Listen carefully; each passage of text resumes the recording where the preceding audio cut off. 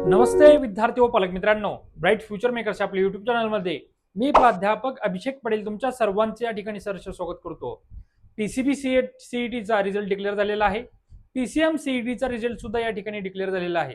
Result declare झाल्यानंतर विद्यार्थ्यांच्या मनामध्ये शंका आहेत की आम्हाला साधारणतः कोणते कोणते डॉक्युमेंट्स या ठिकाणी काढावे लागणार आहेत. इंजिनिअरिंग ऍडमिशन असेल किंवा फार्मसी ऍडमिशन असेल किंवा कोणत्याही कोर्सेसमध्ये तुम्हाला ऍडमिशन घ्यायचं असेल, कास्ट कॅटेगरीसाठी फॉर्म भरायचे असतील, स्कॉलरशिपचे बेनिफिट्स घ्यायचे असतील तर तुम्हाला हे डॉक्युमेंट्स कंपल्सरी काढावे लागणार आहेत. आणि या सर्व डॉक्युमेंट संदर्भातील तुमच्या ज्या काही शंका असतील या डॉक्युमेंटची लिस्ट असेल तुम्हाला आजच्या या व्हिडिओमध्ये बघायला मिळणार आहे. चॅनलला जर नवीन असाल तर अशाच माहितीपूर्वक गोष्टीसाठी ब्राईट फ्युचर मेकर्स आपल्या युट्यूब चॅनलला तुम्ही सर्व विद्यार्थ्यांनी या ठिकाणी सबस्क्राईब करायचं आहे, जेणेकरून तुम्हाला लेटेस्ट अपडेटेड आणि जेवढी काही जेन्युइन माहिती आहे डॉक्युमेंट संदर्भातील असेल, कट ऑफ संदर्भातील असतील किंवा इतर सर्व गोष्टी संदर्भातील सर्व माहिती तुम्हाला या ठिकाणी बघता येईल. आता पीसीबी पीसीएम सीईटी दिल्यानंतर विद्यार्थी काय करू शकतात? विद्यार्थी इंजिनिअरिंग करू शकतात किंवा फार्मसी करू शकतात. ठीक आहे, इंजिनिअरिंग मध्ये वेगवेगळे कोर्सेस आहेत, त्याच्यामध्ये पीसीबी वरून पण काही इंजिनिअरिंग प्रोग्राम मध्ये तुम्हाला ऍडमिशन घेता येतं. फार्मसी आहे, फार्मसी नंतर सुद्धा खूप साऱ्या वेगवेगळ्या बी ग्रुपसाठी तुम्हाला करिअरच्या संधी आहेत. या सर्व संधी घेण्यासाठी किंवा या सर्व संधींमध्ये भाग घेण्यासाठी, ऍडमिशन घेण्यासाठी सगळ्यात महत्वाची जी गोष्ट लागते ते म्हणजे डॉक्युमेंट्स. डॉक्युमेंट जर तुमचे नसतील तर तुमचं ऍडमिशन होऊच शकत नाही. त्यासाठी सर्वांकडे हे कागदपत्रे असणे गरजेचं आहे. सुरुवातीला मी तुम्हाला पूर्ण तुमच्या कॅटेगरीला, सर्व कॅटेगरीसाठी साधारणतः कोणते कोणते कागदपत्रे, डॉक्युमेंट्स तुम्हाला काढायचे आहेत हे तुम्हाला या ठिकाणी सांगणार आहे. अत्यंत सुंदर पीडीएफ मी तुमच्यासाठी बनवलेली आहे.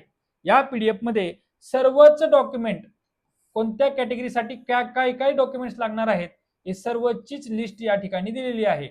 आता सुरुवातीला आपण काय करूया, रिझर्व्ड कॅटेगरीतील जेवढी काही विद्यार्थी आहेत, रिझर्व्ड कॅटेगरीतील जेवढे काही विद्यार्थी आहेत त्यांच्यासाठी किंवा ओपन पासून सर्व कॅटेगरीसाठी लागणारे सर्व कागदपत्रे या ठिकाणी पाहणार आहोत. आता आपण कॅटेगरीचे वर्गीकरण या ठिकाणी केलेलं आहे. Open, OBC, SBC, SC ST, NT, VJDT, EWS. Okay, तर ह्याच्यामध्ये आपण सर्वच कॅटेगरी कव्हर करण्याचा प्रयत्न केलेला आहे. ह्याच्यामध्ये कास्ट सर्टिफिकेट सगळ्यात महत्वाचं.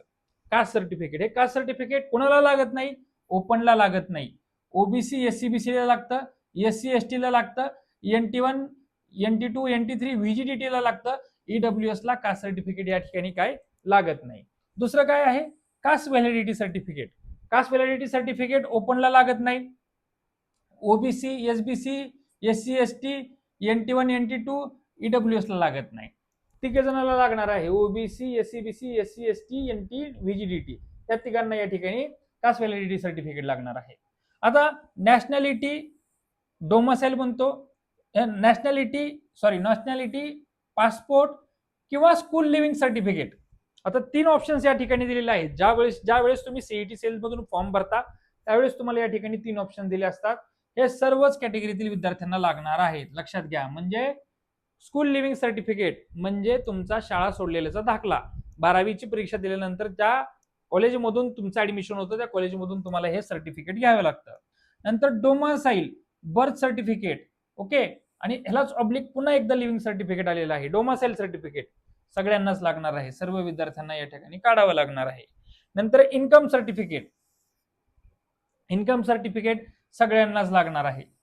ओपन मधील विद्यार्थ्यांना, ज्यांना पुन्हा नंतर शिष्यवृत्ती घ्यायची आहे अशा विद्यार्थ्यांनी सुद्धा आपलं इन्कम सर्टिफिकेट काढायचं आहे. ज्यांना शिष्यवृत्तीचा फायदा घ्यायचा नाहीये अशा विद्यार्थ्यांनी नाही काढलं तरी चालतंय.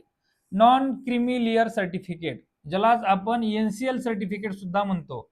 हे एनसीएल सर्टिफिकेट साधारणतः 31 मार्च 2027 पर्यंत तुमचं व्हॅलिड असणं गरजेचं आहे. मिनिमम, मॅक्सिमम 2028 पर्यंत असेल तरी चालतं, काय अडचण नाही. नॉन क्रिमिलियर सर्टिफिकेट कोणाकोणाला लागणार आहे? ओबीसी, एससीबीसी, एनटी आणि व्हीजीडीटी. एनटी मधले जेवढे काही कॅटेगरी आहेत, व्हीजीडीटी मधले जेवढे काही कॅटेगरी आहेत त्यांना लागतं. ओपनला लागत नाही, एससी एसटी ला, नॉन क्रिमिलियर नाही, ईडब्ल्यूएस ला लागत नाही. नंतर पुढचं जे काही सर्टिफिकेट आहे, ओके, पुढचं सर्टिफिकेट जे आहे 7व्या नंबरचं, ते म्हणजे तुम्हाला लागणार आहे ईडब्ल्यूएस सर्टिफिकेट. कोणाला लागणार आहे? ईडब्ल्यूएस सर्टिफिकेट फक्त ईडब्ल्यूएस कॅटेगरीतील विद्यार्थ्यांनाच लागणार आहे. इतर कोणत्याही कॅटेगरीतील विद्यार्थ्यांना ईडब्ल्यूएस सर्टिफिकेट काढण्याची गरज नाही. पुन्हा एकदा खाली करतो इमेज, म्हणजे तुमच्या लक्षात येईल, कॅटेगरी दिसल्या पाहिजे. ओके. नंतर 10वीचं मार्कशीट आणि बोर्ड सर्टिफिकेट कोणाकोणाला लागणार आहे? सगळ्यांनाच लागणार आहे. ओपन सगळ्यांनाच लागणार आहे. 12वीचं मार्कशीट आणि सर्टिफिकेट, या वर्षीपासून 12वीचं मार्कशीट आणि सर्टिफिकेट एकाच ह्याच्यावर येत आहे, कन्फ्यूज होऊन जायचं नाहीये, सगळ्यांनाच लागणार आहे, सर्वांनीच काढून घ्यायचं. 12वीचं लिव्हिंग सर्टिफिकेट सगळ्यांनाच लागणार आहे, सगळ्यांनीच काढून घ्यायचं. आता रिसिप्ट कम एक्नॉलेजमेंट, हे रिसिप्ट कम एक्नॉलेजमेंट म्हणजे कशासाठी रिसिप्ट असते ही? समजा फॉर एक्झाम्पल तुम्ही नॉन क्रिमिनल असेल किंवा नॅशनल आपलं कास्ट व्हॅलिडिटी सर्टिफिकेट असेल, नॉन क्रिमिनल असेल किंवा कास्ट व्हॅलिडिटी सर्टिफिकेट असेल, जर ते सर्टिफिकेट तुमचं निघलं नाही, ओके, तर त्याच्या जागी त्याचं काढायला टाकलं असेल तर त्याची एक रिसिप्ट मिळते. रिसिप्ट सुद्धा काही दिवसांपर्यंत किंवा काही टाइमापर्यंत चालते, परमनंट चालत नाहीये. असेल सगळ्यांनी काढून घ्यायचं. कॉलेज अलॉटमेंट लेटर, हे कॉलेज अलॉटमेंट लेटर ज्यावेळेस तुमचा सीईटी सेलचा ज्यावेळेस आपला निकाल लागतो, CAP 1, CAP 2, CAP 3, allotment letter आलं, काढून घ्यायचं. एंट्रान्स एक्झाम मार्कशीट सगळ्यांनाच लागणार आहे. सीईटी, नीट, एनटीए, नाटा, सगळ्यासाठी सीईटीचं एंट्रान्सचं मार्कशीट आता तुमचं लागलं आहे. फेज 1 पीसीबी, फेज 1 पीसीएमचा निकाल लागलेला आहे, ते काढून ठेवायचं. आधार लिंक्ड नॅशनलाइज बँक अकाउंट और पासबुक, हे कशासाठी लागतं? आता तुम्ही म्हणाल हे बँक अकाउंट पासबुक कशासाठी लागतं? सर्वच कॅटेगरीतील विद्यार्थ्यांना लागणार आहे. कशासाठी लागतं? जो काही तुमचे जे काही स्कॉलरशिप येणार आहेत, ते स्कॉलरशिप काही विद्यार्थ्यांच्या अकाउंटमध्ये येते, काही कॉलेजच्या अकाउंटमध्ये येते, पण ते अकाउंट कुठल्या येते? ज्या बँक अकाउंटमध्ये तुमचं आधार कार्ड लिंक असेल, अकाउंटच काढलं नसेल तर विद्यार्थ्यांनी काढून घ्यायचं आणि ते या ठिकाणी द्यायचं.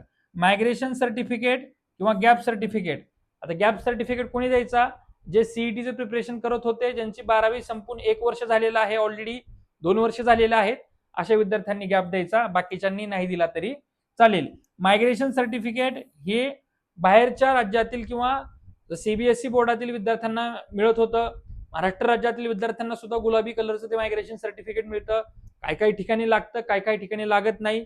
सेंट्रल इन्स्टिट्यूट्समध्ये जर तुम्ही ऍडमिशन घेतलं तर मायग्रेशन सर्टिफिकेट लागतं. सगळ्यांकडे ठेवा, लागणारी वस्तू कधी लागेल काय सांगता येत नाही. आधार कार्ड सगळ्यांसाठीच लागणार आहे. अपडेटेड आधार कार्ड सगळ्यांनी काढून घ्यायचं आहे. आणि पासपोर्ट साईज फोटोग्राफ हे सुद्धा सगळ्यांसाठी लागणार आहे. एवढे 17 डॉक्युमेंट्स जर तुमच्याकडे असतील तर तुमचा सीईटी सेलच्या कॅप राऊंड मधून तुमचा प्रवेश होणार आहे आणि तुम्हाला कास्ट कॅटेगरीचे बेनिफिट सगळे मिळणार आहे. आता तुम्हाला फक्त धावती दाखवते की कास्ट सर्टिफिकेट कसं असतं. या अशा पद्धतीचं कास्ट सर्टिफिकेट असतं. या कास्ट सर्टिफिकेट मध्ये इथं आउटवर्ड नंबर असतो. हा आउटवर्ड नंबर या ठिकाणी चेक करायचा आहे, बरोबर आहे का? आणि डेट, कधी इश्यू झालेली ही डेट, हे 2 गोष्टी खूप महत्वाची आहे. ठीक आहे. आता हे झालं कास्ट सर्टिफिकेट. त्यानंतर कास्ट व्हॅलिडिटी सर्टिफिकेट, हे कास्ट व्हॅलिडिटी सर्टिफिकेट एकदाच निघतं. ह्याच्यामध्ये पण कास्ट व्हॅलिडिटी सर्टिफिकेट नंबर असतो. ओके, इथं नंबर असतो, हा नंबर आपण केलेला आहे, किंवा इथं व्हॅलिडिटी नंबर असतो, लक्षात घ्या. हा नंबर महत्वाचा आहे, एकदाच निघतंय. ठीक आहे. नेक्स्ट सर्टिफिकेट जे आहे age cum nationality and domicile certificate. Domicile certificate सुद्धा आयुष्यात एकदाच निघतं, लक्षात घ्यायचं. डोमासाईल सर्टिफिकेट तुम्हाला लागणार आहे. अशा पद्धतीचं असतं तहसीलदारच्या साईनचं. ओके. पुढचं जे काही सर्टिफिकेट आहे इन्कम सर्टिफिकेट. आता इन्कम सर्टिफिकेट तुम्हाला 3 वर्षाचं काढायचं आहे. हे प्रमाणपत्र साधारणतः 31 मार्च 2027 पर्यंत वैध असतं. इन्कम सर्टिफिकेट मध्ये हे डेट महत्वाची आहे, हे सगळ्यांनी बघायची. विनाकारण इन्कम सर्टिफिकेट काढलं ते व्हॅलिडच नाही तर त्याचा उपयोग नाहीये. 3 वर्षाचं सर्टिफिकेट काढत असताना आपल्याला मागील वर्षाचं मिळत असतं, 2023-24, 24-25 आणि 25-26. अशा पद्धतीने इन्कम सर्टिफिकेट 3 वर्षाचं तुम्ही सर्वांनी काढून घ्यायचं. एनसीएल सर्टिफिकेट मध्ये पण सेम, हे किती दिवसापर्यंत व्हॅलिड आहे? 31 मार्च 2029 पर्यंत, म्हणजे जास्त दिवसांपर्यंत व्हॅलिड आहे. अशा पद्धतीने इन्कम सर्टिफिकेट सुद्धा तुम्ही या ठिकाणी काढून घ्यायचं आहे. ईडब्ल्यूएस जे ईडब्ल्यूएस मधले असतील त्यांच्यासाठी आहे. ह्याच्यामध्ये इथं व्हॅलिडेशन बघायचं आपलं, इथं 24-25 दिलेलं आहे, इथं काय असलं पाहिजे? 26-27. ओके. आणि हे ईडब्ल्यूएस सर्टिफिकेट ज्या विद्यार्थी ओपन मधले आहेत, ज्यांचं वार्षिक उत्पन्न 8 लाखापेक्षा कमी आहे, अशा विद्यार्थ्यांसाठी आहे. नंतर 10वीचं मार्कशीट, बघा 10वीचं मार्कशीट अशा पद्धतीनं असतं, 10वीचं बोर्ड सर्टिफिकेट अशा पद्धतीनं असतं. ओके. नंतर 12वीचं मार्कशीट हे तो जुन्या पद्धतीचं 12वीचं मार्कशीट आहे. ओके. नवीन पद्धतीचं मार्कशीट मी तुम्हाला नंतर दाखवेल किंवा स्क्रीनवर तुम्हाला लावेल डायरेक्ट. ओके. नंतर हा लिव्हिंग सर्टिफिकेट, हे लिव्हिंग सर्टिफिकेट पण खूप महत्वाचं आहे, ह्याला दाखला म्हणतो आपण.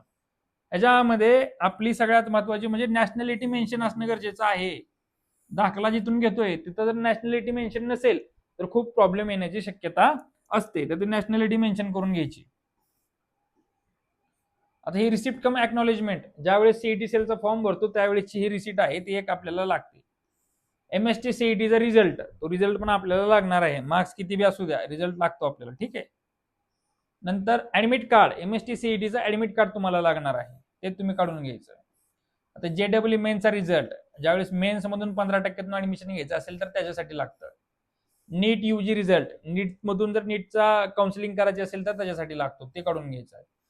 आधार card link with the bank passbook, bank account बरोबर आधार कार्ड लिंक पाहिजे, ते असलं तर खूप छान पद्धतीनं होतं. आधार कार्ड झेरॉक्स किंवा आधार कार्ड ओरिजिनल लागतं. आता इथं बातमी पण दिलेली आहे, लक्षात घ्या. काय? कागदपत्रे नसल्यास प्रवेश लटकणार. लक्षात येतं का? फेरीच्या अंतिम मुदतीपर्यंतच तुम्हाला कागदपत्र जमा करावी लागतात. महत्वाची सूचना विद्यार्थ्यांसाठी, प्रवेश रद्द झाल्यानंतर शुल्क